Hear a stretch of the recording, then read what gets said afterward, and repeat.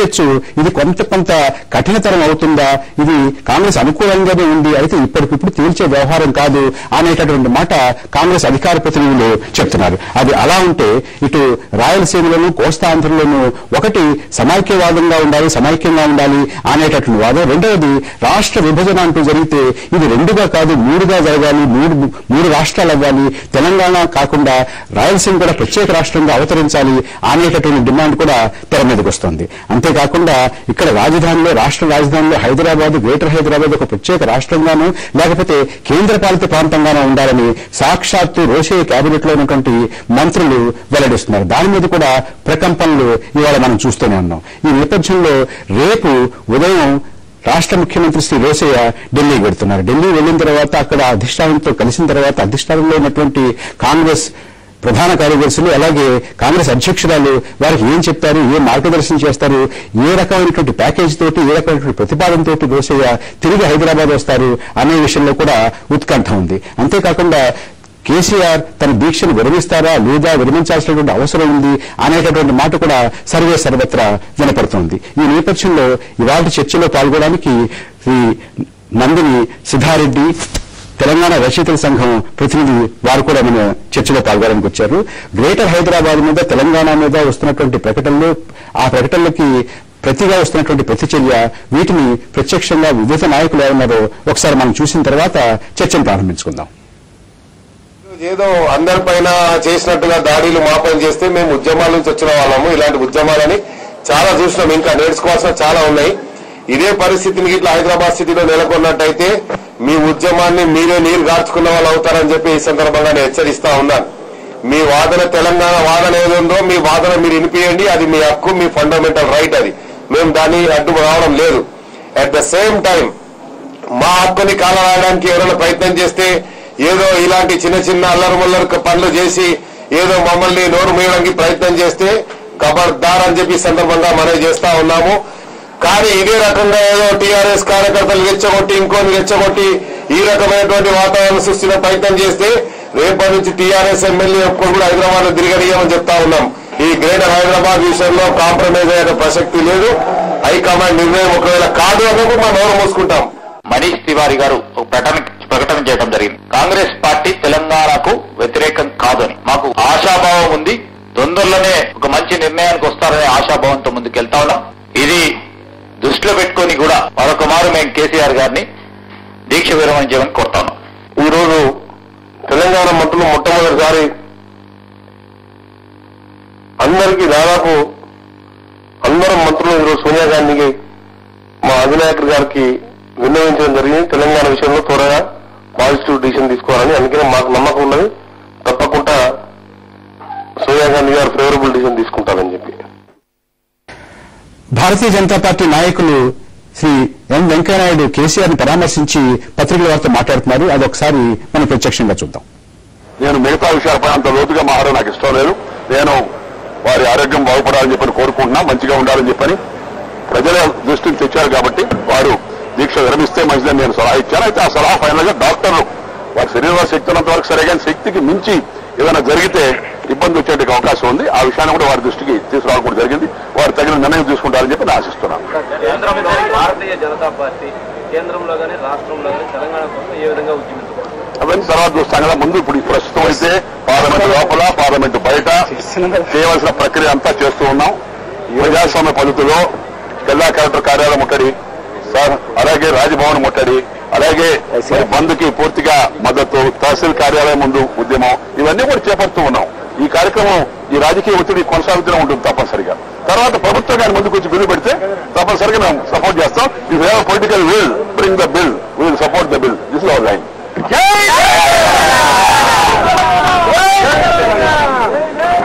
పిలిపిస్తే కేసీఆర్ ఒక్క పిలిపిస్తే కాంగ్రెస్ మతాస్ అవుతుంది. మేము మాత్రం ఎమ్మెల్యేలకు అందరికీ హెచ్చరిక చేస్తున్నాం. కేసీఆర్ ప్రాణాలను కాపాడుకోవడం మాకు ముఖ్యం. కేసీఆర్ ప్రాణాలను తీయాలని కాంగ్రెస్ పార్టీ కుట్ర చేస్తుందని చెప్పని మేము ఆరోపణ చేస్తున్నాం. ఉద్యమం చేయండి, ఎవరు వద్దంటారు? తెలంగాణ తెచ్చుకోండి, ఎవరు వద్దంటారు? ఈ ప్రజాస్వామ్యంలో స్వాతంత్రం కలిగిన దేశాలు అందరికీ మాట్లాడుకునే హక్కు ఉంది, అందరికీ పోరాటం చేసుకునే హక్కు ఉంది. మీరు తిడుతున్నా కూడా ఆంధ్రాలో మేము తిరిగి పెట్టడం లేదు, మీరు దాడులు వేస్తున్నా మీ మీద తిరిగి దాడులు చేయటం లేదు ఎవరు కూడా. కాబట్టి వేదంతో చేతులెత్తి ప్రార్థిస్తున్నాను, ఇతర రాష్ట్రం జోలికి రాకండి. వినోద్ కుమార్ గారు, ఎక్కడుంది, ఏం జరుగుతోంది, ఎటుగా వెడుతోంది? కేసీఆర్ గారు నవంబర్ 29 నాడు నేను ఆమరణ నిరాహార దీక్ష చేస్తానని చెప్పి దాదాపు ఒక మాసం రోజుల క్రితమే వారు తెలియజేశారు. ఇదేదో ఎవరికి చెప్పకుండా హుటాహుటిగా ఏది నిరాహార దీక్ష అని చెప్పి ప్రజలకు కానీ ప్రభుత్వానికి కానీ ఇబ్బంది పెట్టలేదు. వారు ఒక మాసం క్రితం మొదలు చెప్పారు. తెలంగాణ రాష్ట్ర ఏర్పాటు అనేది కొత్త నినాదం కాదు. ఇది గత 53 సంవత్సరాల క్రితం ఆంధ్రప్రదేశ్ రాష్ట్రం ఏర్పడ్డ రోజు నుండి ఈ రోజు వరకు కూడా కొనసాగుతుంది. ఈ సందర్భంలో కాంగ్రెస్ ప్రభుత్వము యూపీఏ ప్రభుత్వము 2004 నాడు ఏర్పడిన రోజు, అంతకుముందు ఎన్నికల సందర్భంలో కాంగ్రెస్ పార్టీ తెలంగాణ రాష్ట్ర సమితి ఈ రాష్ట్రంలో ఎన్నికల్లో కలిసి పోటీ చేశాయి. తెలంగాణ రాష్ట్ర సమితి అంటే దానికి వేరే ఎజెండా లేదు, కేవలం తెలంగాణ రాష్ట్ర ఏర్పాటు కోసం ఆవిర్భవించినటువంటి రాజకీయ పార్టీ. కాబట్టి ఆ రాజకీయ పార్టీతో మీరు కలిసి పోటీ చేశారు. ఎన్నికల ఒప్పందం కుదిరింది. సరే, అది కొంచెం వివాదాస్పదం చేశారు వాళ్ళు. తదనంతరం అధికారం వచ్చిన తర్వాత మేము రెండోసారి అంటున్నాం, అది చర్చ పెట్టారు. సరే, ఏదేమైనప్పుడు కూడా నోషనల్ గా అయితే రెండు పార్టీలు కలిసినంటే మీరు మా వైఖరి అంటే మా పార్టీ ఆవిర్భించడం తెలంగాణ రాష్ట్రం కాబట్టి కలిసి పోటీ చేశాం. కామన్ మినిమం ప్రోగ్రామ్ లో పొందుపరిచారు. రాష్ట్రపతి ఉపన్యాసము, అసలు రాజ్యాంగానికి అధిపతైనటువంటి రాష్ట్రపతితో పార్లమెంట్ లో కూడా గౌరవమైనటువంటి పార్లమెంట్ లో కూడా ఉభయ సభల పార్లమెంట్ సభను కూర్చోబెట్టి కూడా కాంగ్రెస్ ప్రభుత్వం ఈ పరిణామాలన్నీ కూడా అందరికీ పరిచయమే. ఎందుకంటే మనం ప్రతిరోజు ఇంచుమించుగా ప్రతిరోజు దీని గురించి మాట్లాడుకుంటా ఉన్నాం. మనం సూటిగా ఇవాళ పరిస్థితికి వచ్చేది. ఇవాళ ఇప్పుడు వెంకయ్యనాయుడు గారు మాట్లాడడం విన్నారు, దాని నాగేంద్ర గారు మాట విన్నారు, శ్రీధర్ బాబు గారు మాట్లాడినటువంటి మాట విన్నారు, రాయలసీమలో కాంగ్రెస్ నాయకులు మాట్లాడుతున్నటువంటి మాటలు విన్నారు, కోస్తా ఆంధ్రలో కొంతమంది ప్రత్యేక ఆంధ్ర ఉద్యమాలను శ్రీకారం చుడతా ఉన్నారు, కొంతమంది సమైక్యంగా ఉండాలి అనేటటువంటిది ఇన్ని జరుగుతుంది. అయితే తెలంగాణ అంశానికి సంబంధించినంత వరకు ఇవాళ రాష్ట్రంలో ఉన్నటువంటి అన్ని ప్రధాన పక్షాలు కూడా మీ అనుకూలమని చెప్తున్నాయి. భారతీయ జనతా పార్టీ ఉభయ సభల్లోనూ పార్లమెంట్లోనూ కూడా నిన్న ఈ విషయాన్ని చాలా ప్రధానంగా ప్రస్తావించడం కూడా మనం చూశాం.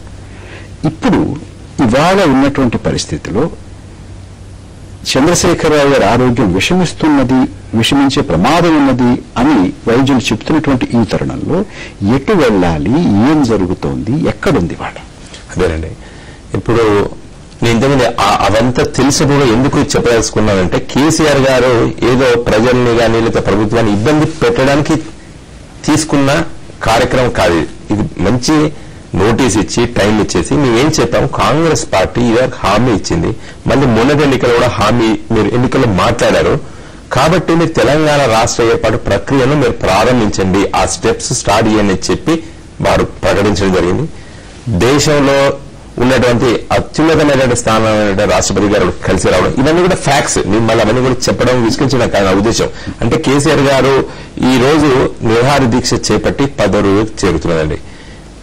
కేసీఆర్ గారు నిరాహార దీక్ష ఈ రోజు విరమించుకోవాలని చెప్పి సర్వత్రా ఈ రోజు ప్రజలతో పాటు మేధావులు, రాజకీయ నాయకులు, విద్యావంతులు, వివిధ రాజకీయ పార్టీలకు సంబంధించిన అనుబంధ సంఘాలు, మేధావులు, తెలంగాణ రచయితల ఫోరం లాంటివి చాలా మంది అడుగుతున్నారు.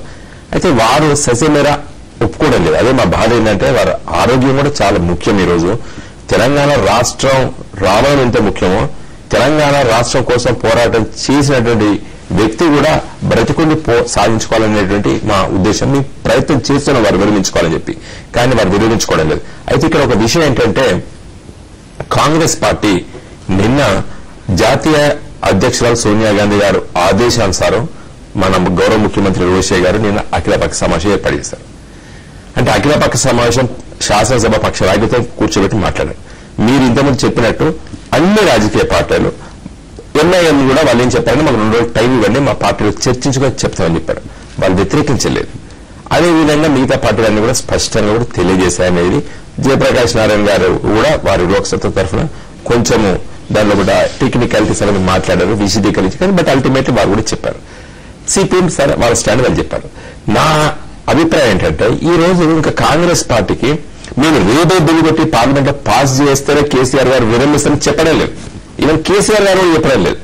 మేమనేది ఏంటంటే మేము దాని వైపు అడుగులు వేస్తున్నటువంటి విషయాన్ని చెప్పుకుంటాం. తెలంగాణ ప్రజలు చాలా సున్నితమైన మనుషులండి, అమాయకులు. కాబట్టి ఈ రోజు మేము ఆఖరికి ఏమనుకున్నాం, మాకు అది ఇచ్చేదాకా కొన్ని పత్రికలు టీవీ ఛానల్స్ కత్తి పెట్టి మీరు తీసుకుంటారని మాట్లాడారు, వ్యాఖ్యానించారు. నాకు వారెవరు గుర్తు కూడా ముఖ్యమంత్రి గారు కావచ్చు. ఓకే, అయితే మీరు కత్తి పెట్టి అడగలేదు కదా, జస్ట్ మీరు అటు అడుగులు వేయండి, మీరు అడుగులు వేస్తే మేము చూసి ఆనందిస్తామని చెప్తున్నాం. తర్వాత మీరు అటు ప్రయాణం చేస్తారని కూడా మేము విశ్వసిస్తున్నాం. మరి దాంట్లో ఎన్ని మోసాలు చేస్తారో ఏమేమి చేస్తారో అది కూడా పెద్ద ప్రశ్న మన ముందు. కానీ అట్లీస్ట్ ప్రాసెస్ ఇనిషియేట్ చేయండి అని అడుగుతా కూడా ఈ రోజు అంటే కాంగ్రెస్ అధిష్టానం తరపు నుంచి, కేంద్ర ప్రభుత్వం తరపు నుంచి ఇదిగో మేము ఈ ప్రక్రియను మొదలు పెట్టడానికి ఆలోచిస్తున్నాము, మొదలు పెడతాము అనేటటువంటి ఒక మాట మీకు కావాలి. అదే స్టెప్స్ కమిషనర్ స్పష్టంగా చెప్పారు. అటువైపు మీరు ప్రయాణం చేసేటువంటి చర్యలు చేపట్టండి అని అడిగారు. సిద్ధారెడ్డి గారు, ఏమిటి పరిస్థితి? దీని ముగింపు ఏమిటి? ఎటు వెళ్తోంది? ఏ దిశగా వెళ్ళాలి? ఇప్పుడు సమస్యను జటిలం చేయడం అనేటువంటిది ఇక్కడ కనబడుతుంది. కేంద్రం మీద నెట్టడం కొద్దిసేపు రాష్ట్ర ప్రభుత్వం చేస్తున్నది. అట్లా కేంద్రం ఏం చేస్తున్నది, ఇది మా చేతుల్లో లేదు, రాష్ట్ర ప్రభుత్వం చేయాలి, ఇక్కడ ఉన్న వాళ్ళు నిర్ణయం తీసుకుంటారని క్రమంగా ఏం చేస్తున్నారంటే ఆ సమస్యను జటిలం చేస్తున్నారు. నిన్న సాయంత్రం ఒక పరిష్కారం ఏర్పడుతుంది అని చెప్పి తెలంగాణలో ఉన్న ప్రజలంతా కూడా చాలా ఆసక్తిగా టీవీల ముందు కూర్చొని చూశారు. కానీ పొద్దుటి కల్లా మళ్ళా ఏం జరిగిందో, ఏం కుట్ర జరిగిందో, ఎవరు అడ్డం వచ్చారో, ఏం వ్యూహం రచించారో తెలియదు. కానీ మళ్ళీ ఒకసారి ఎక్కడ ఏం లేదు. పైగా నాగేందర్ లాంటి వాళ్ళు ఎట్లా మాట్లాడుతున్నారో మీరు చూశారు. మేము తలుచుకుంటే గ్రేటర్ దాని తాత్పర్యం మీకు ఏమనిపిస్తోంది? దాని అంతరార్థం ఏమనిపిస్తుంది? దాని తాత్పర్యం ఎక్కడో వెళ్ళి దాన్ని జటిలం చేయదలుచుకున్నారు, పరిష్కరించకుండా ఇంకా చాలా రోజులు సుదీర్ఘంగా సాగరి చేయదలుచుకున్నారు, దాట వేయదలుచుకున్నారు. రాష్ట్ర విభజన జరిగితే 2గా కాదు 3గా జరగాలి అనేటువంటి వాదన కూడా వినపడుతుంది కదా రాయలసీమ నాయకుల నుంచి. రాయలసీమ కూడా ఒక ప్రత్యేక రాష్ట్రంగా, రాయలసీమ కూడా వెనుకబడి ఉంది, రాయలసీమ కూడా అన్యాయానికి గురై ఉంది. అంచేత దానికి కూడా ఒక పరిష్కారం కావాలని అనేటువంటి మాట వినపడుతుంది కదా. అది కూడా జటిలం చేయడానికి వస్తున్నటువంటి మాటలుగా కనపడుతుంది. తప్పకుండా. ఎందుకంటే మేము అడుగుతున్నది మొదటి నుంచి కూడా మేము అంటున్నది అదే. ఇప్పుడు మాకు రాష్ట్రం కావాలి అన్నప్పుడు మాత్రమే రాయలసీమ వాళ్ళు రాష్ట్రం అడగడం, కానీ ఉత్తరాంధ్రలో ఉన్న వాళ్ళు రాష్ట్రం కావాలి సూటిగా మీరు ఒకటి ఆలోచించండి. వెనుకబడిన ప్రాంతాలు అనే విషయం ఉత్తరాంధ్రలో ఉన్నాయి, రాయలసీమలో ఉన్నాయి. ఇంకా మాట్లాడితే కోస్తాంధ్రలో కూడా కొన్ని జిల్లాలు ఉన్నాయి. ఏమీ అభిప్రాయ భేదం కూడా ఏం లేదు. మేము అడిగినప్పుడు మాత్రమే వాళ్ళు అనడం లేదు. సూటిగా ఒక ప్రశ్న చెప్పండి. ఇది మరింత జటిలం చేసి ఇది తెలంగాణ ప్రత్యేక రాష్ట్రంగా ఉన్నటువంటి డిమాండ్ మాత్రమే కాదు, ఇంకా చాలా డిమాండ్లు ఉన్నాయి అనేటటువంటిది ఎంతో గందరగోళం సృష్టించడానికి కాంగ్రెస్ పార్టీ చేసేటటువంటి ఎత్తుగడ ఏమన్నా కనపడుతుంది? తప్పకుండా. దీంట్లో ఈ సమయంలో వీటన్నిటిని కూడా ముందుకు తీసుకురావడం అనేటువంటిది తప్పకుండా కాంగ్రెస్ పార్టీ దాన్ని జటిలం చేయడం, గందరగోళం చేయడం, తెలంగాణను అడ్డుకోవడం అనేది మనతో మాట్లాడడానికి పిసిసి రాష్ట్ర ప్రధాన కార్యదర్శి శ్రీ అంబటి రాంబాబు గారు ఫోన్ లైన్ లో అందుబాటులోకి వచ్చారు. అంబటి రాంబాబు గారు నమస్కారం అండి. అంబటి రాంబాబు గారు నమస్కారం సార్. రాంబాబు గారు చెప్పండి సార్. రాంబాబు గారు ఇక్కడ మందిని సిద్ధారెడ్డి గారు ఉన్నారు, మాజీ పార్లమెంట్ సభ్యులు వినోద్ కుమార్ గారు ఉన్నారు. ఇప్పుడు మేము చర్చిస్తుంటే సిద్ధారెడ్డి గారు ఒక ముఖ్యమైనటువంటి అంశాన్ని లేవనెత్తారు. ఎప్పుడు తెలంగాణ డిమాండ్ వచ్చినా అక్కడ ఉత్తరాంధ్రలోనూ రాయలసీమలోనూ వెనుకబడతానే ఉంది, కానీ తెలంగాణ డిమాండ్ బాగా ముందుకు వచ్చినప్పుడు మాత్రమే ఈ 2 డిమాండ్లు వస్తున్నాయి. దీని వెనకాల ఆయన ఉద్దేశంలో ఇది మరింత గందరగోళపరచడానికి, తెలంగాణ డిమాండ్ ఇంత నీరు కార్చడానికి, తగ్గించడానికి, కొంత కన్ఫ్యూజ్ చేయడానికి, కొంత అయోమయం సృష్టించడానికి కాంగ్రెస్ పార్టీ చేస్తున్నటువంటి ఒక ఎత్తుగడ, ఒక కుట్రగా భావిస్తున్నామనేటువంటి మాట మాట్లాడుతున్నారు. ఒకటండి, వారు భావించడంలో తప్పు లేదు. ఎందుకంటే ఎప్పుడైతే తెలంగాణ ఉద్యమం తీవ్రస్థాయికి వస్తుందో అప్పుడు తప్పనిసరిగా వీళ్ళిద్దరూ అడుగుతున్న మాట వాస్తవం కాబట్టి వారికి అలా అనిపించవచ్చు. దీని విషయం ఏంటంటే విభజన రాష్ట్రం జరుగుతుంది అనుకున్నప్పుడు మమ్మల్ని కూడా విభజించమని వాళ్ళు అడుగుతున్నారు. ఉద్యమం దీర్ఘకాలికంగా చేయకపోయినప్పటికీ కూడా అడుగుతున్నారు. దాన్ని తప్పుపడటానికి వీలేదండి. అయితే ఒక అంశం ఏంటంటే వారు అడుగుతుంది రాంబాబు గారు ఆ డిమాండ్ ఒక క్షణం రాంబాబు గారు డిమాండ్ తప్పుపట్టడం ఒక భాగం అయితే, దీని వెనకాల కాంగ్రెస్ పార్టీ కుట్ర ఉంది, ఒక ఎత్తుగడ ఉంది. దీన్ని నీరు కార్చడానికి, మరింత గందరగోళం, మరింత జటిలం చేయడానికి ఒక వ్యూహంగా మీరు చూస్తున్నారు. అది తప్పండి. అలాంటి వ్యూహం కాంగ్రెస్ పార్టీకి ఎప్పుడు లేదు. అయితే అలాంటి విభజన కోరుతున్నప్పుడు, విభజన జరిగే అవకాశం ఉన్నప్పుడు మమ్మల్ని కూడా విభజించమని వారు అడగటంలో ఏ విధమైన తప్పు లేదు. ఇంకొక